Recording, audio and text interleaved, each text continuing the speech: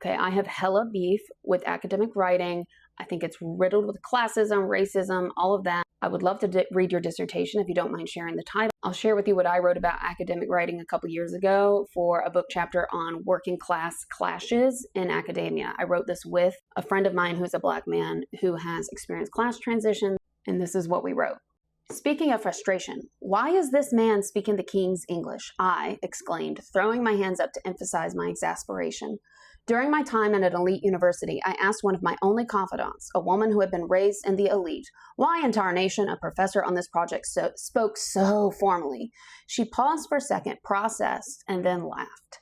I knew academics spoke in a more formal language. I'd felt it since the moment I entered, but my graduate alma mater is a Hispanic serving institution that intentionally makes efforts to cater to a first-generation and bilingual audience. This new, predominantly white elite school was a whole new ballgame even with my white privilege. Juice 1967 explained that every language in the world has 5 registers: frozen, formal, consultative, casual, and intimate. Working class people usually speak in the casual register, making schooling, test-taking, and access to white-collar jobs difficult because these are done in the formal register. In academia, there is a push as you advance through the classes to speak with more complicated formal language, and there is no effort to make language accessible and inclusive.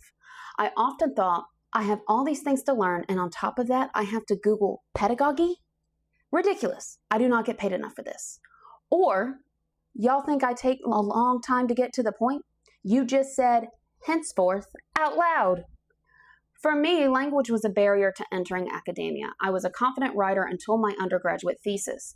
I pitched the idea of a literature review on the physical consequences of grief to a cognitive psychologist who happily pawned me off to his Ph.D. student.